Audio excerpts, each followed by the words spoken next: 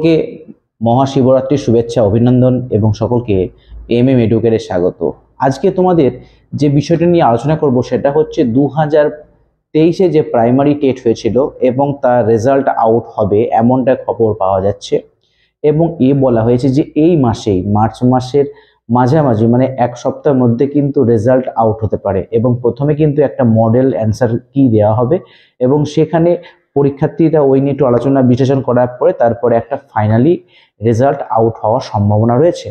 এবং অনেকে হয়তো ভাবতে পারে যে লোকসভার ভোট খুব শীঘ্রই মানে খুব অল্প দিনের মধ্যে 2-4 দিনের মধ্যে কিন্তু লোকসভার ডেট ঘোষণা হয়ে যাবে এবং ডেট ঘোষণা হলে হয়তো কাজ বন্ধ থাকবে, কিন্তু বলা যাচ্ছে যে এমন যে নিয়োগ প্রক্রিয়াটা চলেছে অনেকদিন আগে থেকে, মানে রেজাল্ট আউট নিয়ে কোনো সমস্যা হবে না, মানে রেজাল্ট আউটটা হয়ে যাবে।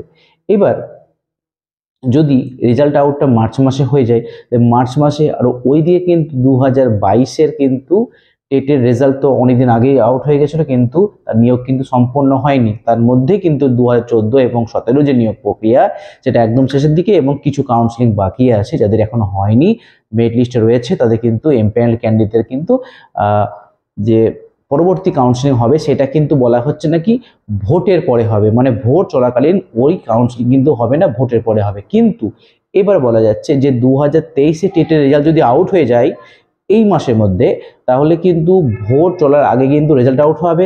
এবার অনেকে কিন্তু প্রশ্ন হচ্ছে 2022 টেট প্লাস 2023 টেট দুটো টেটের রেজাল্ট মানে একসঙ্গে কি নিয়োগ প্রক্রিয়া হতে পারে? এটা না হওয়ার সম্ভাবনা নেই বলা যায় না, কিন্তু হওয়ার সম্ভাবনাও রয়েছে। এবং একসঙ্গে হলে কিন্তু অনেকের হয় সমস্যা হতে পারে, বিশেষ করে যারা পুরনো ক্যান্ডিডেট তাদের কিন্তু নতুন টেট হলে কিন্তু একসঙ্গে হলে কিন্তু সমস্যা কিছুটা হবে, কারণ একাডেমিক যে নাম্বারের এখনো কোনো রিপোর্ট আসেনি একাডেমিক নাম্বার চেঞ্জ হবে কি না। যদি চেঞ্জ না হয় সেটা আলাদা ব্যাপার, কিন্তু যদি 2022 এবং 23 একসঙ্গে যোগ হয়, আর 2023-এ বলি দেখি 2023-এ কিন্তু যে পরীক্ষাটা হয়েছিল 2023-এর 10ই ডিসেম্বর, সেখানে কিন্তু ক্যান্ডিডেট ছিল অল্প 2.5 লাখ মতো ছিল। কিন্তু 2.5 লাখ কেন ছিল? কারণ গতবার থেকে অনেক কম, কারণ এখানে কেবলমাত্র শুধুমাত্র ডিএলএড পাস ক্যান্ডিডেট রয়েছে এবং তার রেজাল্ট কিন্তু যদি বেরিয়ে যায় এবং সেখানে বেশ কিছু সংখ্যক বা বেশ কয়েক হাজার কিন্তু স্টুডেন্ট পাস করবে, তাহলে কিন্তু 2022 আর 23 যদি একসাথে হয় তাহলে কিন্তু কম্পিটিশনটা একটু হাই হবে, অবশ্যই হবে।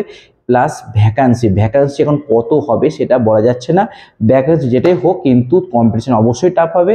কিন্তু তোমরা যারা 2023-এ রয়েছো বা 22-এ রয়েছে, তোমরা ভালোভাবে পরবর্তী পর্যায়ে বিশেষ করে 2023 ভোটের পর যদি পরবর্তী নিয়োগ সম্পূর্ণ হয় বা শুরু হয়, তখন কিন্তু তোমরা ভালোভাবে রেডি হবে।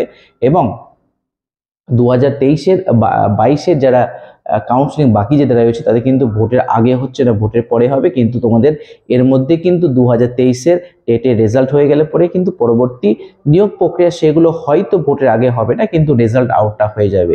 এবং রেজাল্ট আউট হয়ে গেলে কত ক্যান্ডিডেট পাস করছে জানা যাবে, আর জানা গেলেই যারা পুরনো ক্যান্ডিডেট রয়েছে 2022-এর প্লাস 2023-এর নতুনগুলো, তাদের মধ্যে একটা এই থেকে যাবে আশা যে আমরা পাস করেছি, পরবর্তীকালে আমরা পরবর্তী ধাপে যাব। এবং তোমরা ভালোভাবে তৈরি করো পরবর্তী ইন্টারভিউর জন্য, কারণ তোমাদের ইন্টারভিউ তো হবেই, কারণ ভোট সম্পন্ন হলে কিন্তু 2022 বা 23-এর নিয়োগ প্রক্রিয়া সম্পন্ন হবে। তার মধ্যে আবার কিন্তু খবর পাওয়া যাচ্ছে যে 2024-এ টেটও সম্পন্ন হবে, কারণ প্রতিবার যেমন টেট হওয়ার কথা, এবং 2024-এর লাস্টে ডিসেম্বর মাসে কিন্তু আবার নতুন করে টেট হবে। তাই আজকের মতো এইটুকু যা খবর পাওয়া গেল, কিন্তু এই নিয়ে কিন্তু প্রশাসনিক খবর পাওয়া গেলেও কিন্তু গৌতম পালের মুখে সেরকম কোনো ইঙ্গিত পাওয়া গেল না, কিন্তু রেজাল্টটা কিন্তু এইটা মানে একদম জেনুইন খবরে শোনা যাচ্ছে যে রেজাল্ট আউট কিন্তু হবেই এবং এই মাসে, যেটা ভোটের মধ্যে কোনো প্রভাব পড়বে না। তাহলে আজকের মতো এইটুকুই, পরবর্তী ভিডিওতে অন্যান্য বিষয় নিয়ে আলোচনা করব।